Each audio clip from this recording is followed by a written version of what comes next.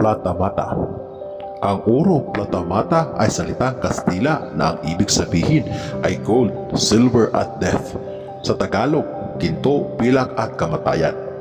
Nang dumating sa Pilipinas ang mga Kastila, ginamit nila ang oro plata mata para malaman kung hanggang saan ang bilang ng hagdan.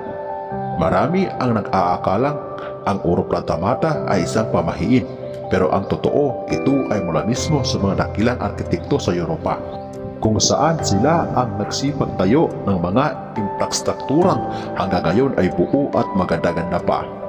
Makikita hindi basta-basta ang isang pamahiin ng oro plata mata, dahil ang mga hagdan ng mga Kastila na makikita hanggang ngayon sa ating bansa ay malalaking adubing mula sa matitigas na bato na hinubog at pinulido upang makasunod sa law of geometry.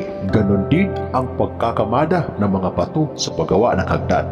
Ginabitan din ng formula mula sa larangan ng chemistry para matibay ang pagkakadikit-dikit. Bukod pa sa kung susuriing mabuti, eskwalado ang lahat ng sulok at angles ng hagdan. Ito ang patunay na ang paggawa ng hagdanan ng mga Kastila ay hindi isang pamahiin tulad ng akala ng karamihang Pinoy. Kaya ang oro plata mata ay mula sa mga karunungang pang-arkitekto ng mga taga-Europa na ang unang baitang ay dapat magsimula sa oro o gold at hindi dapat matapat ang huling baitang ng hagdanan sa mata o kamatayan. Ibig sabihin, pwedeng sa silver at ginto ang huling baitang.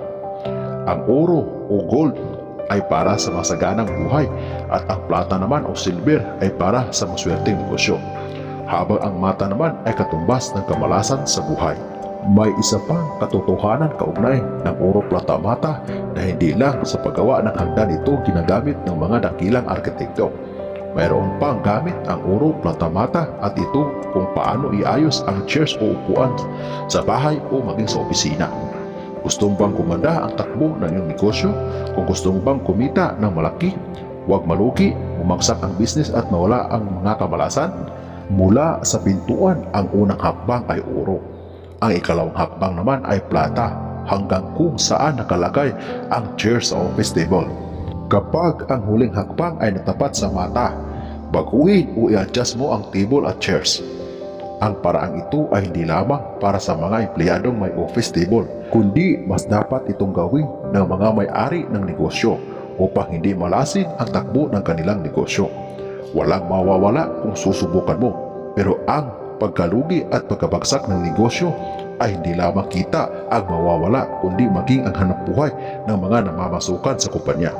At ang mas magandang pakinggan ay ang mga nalubhasa sa larangan ng pagtatayo ng mga infrastruktura kaysa kung sino-sino lang.